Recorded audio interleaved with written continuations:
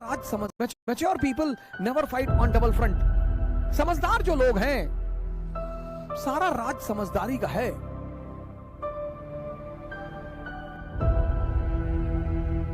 अब आप सोच के देखो कि कोई अपनी उंगली पे पर्वत उठा ले। डिमॉन्स्ट्रेशन ऑफ पावर, शक्ति का प्रदर्शन। दुनिया में तुम तीन लोगों के बिना नहीं जी सकते और तुम तीन लोगों के साथ नहीं जी सकते। इनको अपनी महत्वाकांक्षा कभी मत बताओ।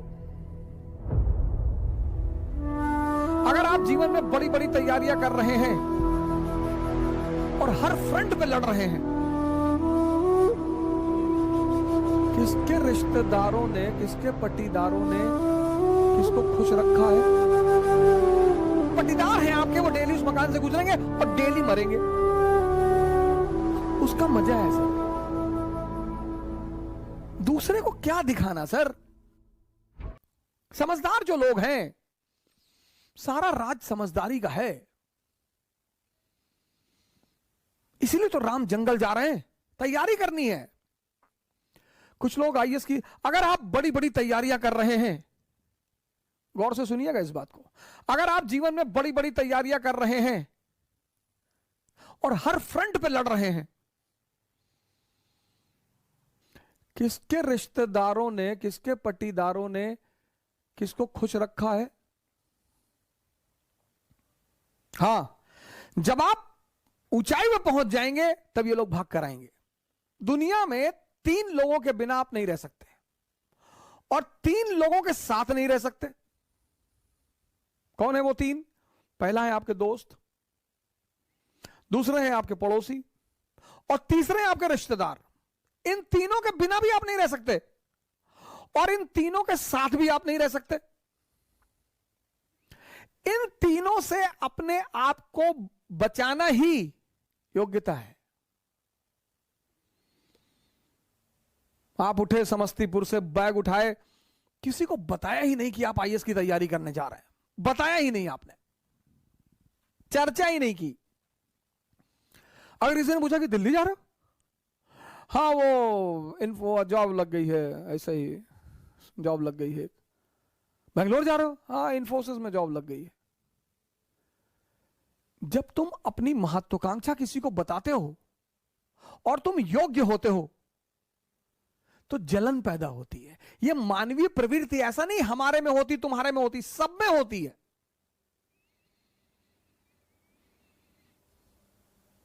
सब में। अभी तुमको ऑस्ट्रेलिया में आईएएस बना दिया जाए, तुम नहीं जाना चाहोगे। कौन जानता है तुमको ऑस्ट्रेलिया में हो गए आईएएस। इसलिए जब तुम आईएएस बनते हो, मंत्री बनते हो, नेता बनते हो, अपने घर की तरफ भागते हो। जितने लोग बंबई में कमाते, दुबई में कमाते, कमा वहां रहे हैं, मकान बनवाते हैं गांव में 2 बीघे में। हाँ, बड़ा मकान, बड़ी बड़ी दीवारें और करीब 1 बीघे में मकान और ट्रैक्टर खड़ा हुआ है। क्यों? क्योंकि वो जो पट्टीदार हैं आपके, वो डेली उस मकान से गुजरेंगे और डेली मरेंगे। उसका मजा है सर। दूसरे को क्या दिखाना सर? अब आप गोरखपुर से गए, सेटल हो गए बंबई में, कौन जानता है आपको बंबई में? लेकिन बैजूडीहा गांव के आप रहने वाले, वही के लोगों ने आपको गाली दी है बचपन में, चुनौतियां दी हैं, आपको ताना मारा है कि कुछ नहीं कर पाओगे, तो आपने 3 बीघे में मकान बनवाया गांव में। कोई नहीं रहता, कोई रहता ही नहीं, इतना बड़ा ताला लटका। लेकिन पूरा गांव जब उस मकान से सामने से गुजरेगा तो डेली मरेगा कि बहुत पैसा शुक्लवा कमाए, तस्करी उस्करी करता होगा। दुनिया में तुम 3 लोगों के बिना नहीं जी सकते और तुम 3 लोगों के साथ नहीं जी सकते। इनको अपनी महत्वाकांक्षा कभी मत बताओ। अगर तुम योग्य हो, ये तुमसे चिढ़ेंगे। कृष्ण को देखो, बलराम मजाक उड़ाते, सगे भाई हैं।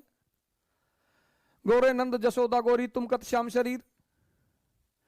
तुम्हारी मां भी गोरी, तुम्हारे पापा भी गोरे, तुम काले हो, तुम इनके बेटे हो ही नहीं।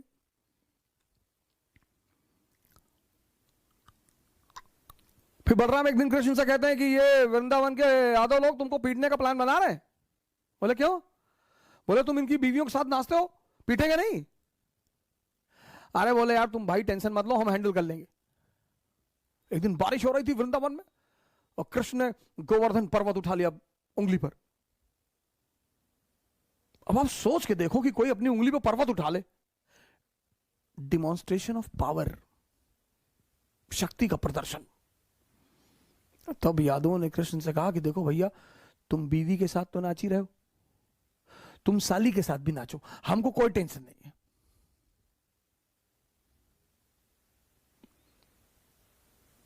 जीवन में तुम्हारी योग्यता तुम्हारी सबसे बड़ी दुश्मन होगी, उसको छिपाना है।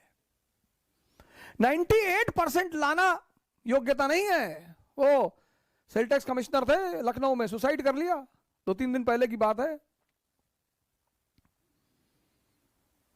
योग्यता है इस दुनिया को हैंडल करना। एक साहब है हमारे मित्र, कहते हैं तुम नौजवान क्रांति चला के सबको बचा लोगे। हमने कहा हम तो बचा लेंगे। नहीं नहीं, तुम्हारा क्या मकसद है कि तुम कोरोना से कोई मरता नहीं है? कि मरते तो लोग टिटनेस से भी है। मरने का क्या है? शुगर ज्यादा बढ़ जाए आदमी मर जाए, दूध ज्यादा पी ले डायरिया हो जाए मर जाए। मौत को तो बहाना मांगना है ना, उसे तो बहाना चाहिए। जो बड़ी क्रॉनिक बीमारियां हैं, कैंसर, बड़े सारे लोगों को मैं जानता हूं 10-10 साल से जिंदा है, कुछ नहीं हो रहा है।